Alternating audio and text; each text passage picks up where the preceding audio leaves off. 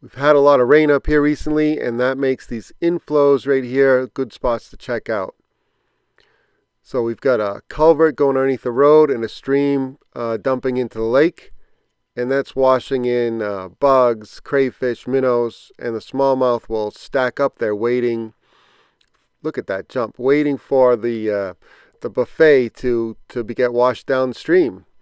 And the funny thing was, this one I've got hooked now. He's fighting like crazy, trying to pull me into this mooring ball.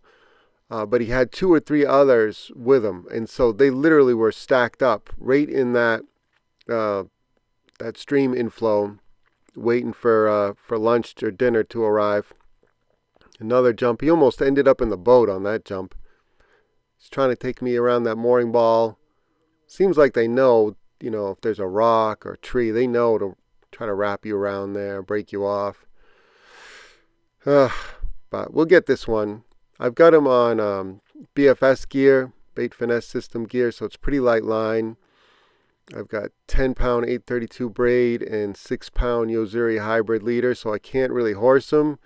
I can put as much force into it as I think I can to keep him out of that mooring ball, but I can't just horse him into the net. Not with this gear anyway. There he goes. Into the net. With that Bass Assassin Shad, that's the soft plastic bait I'm using. You need a 2/0 wide gap hook because they fill in the belly plastic to compensate for the small size, so you can still cast it pretty well.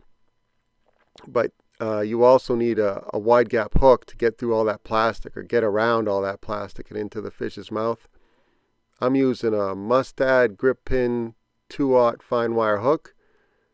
So far that's the best hook I've found for this bait, but some other wide gap hook would be fine. And this one's stuffed. I know in other parts of the country they get even fatter, but for up here, this is a nice fat thick fish. Look at his belly. And he's just in there gorging on all that stuff washing downstream. Trying to guess the weight here. I'd say 3.5, 4. He's pretty thick. But looking at his mouth, I was looking at his mouth to kind of gauge his size. The 5-pound smallmouth, they have a big mouth, even for a smallmouth. And his mouth just isn't big enough to be 5.